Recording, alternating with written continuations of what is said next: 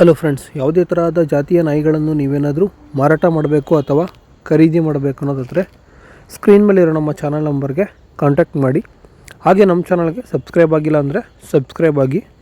ವಿಡಿಯೋದಲ್ಲಿರುವ good ಕ್ವಾಲಿಟಿಯ Labrador puppies available ಇದೆ. Total ಆಗಿ 3 puppies ಇದೆ. 2 ಮೇಲ್ ಇದೆ, 1 ಫೀಮೇಲ್ ಪಪ್ಪಿ ಇದೆ.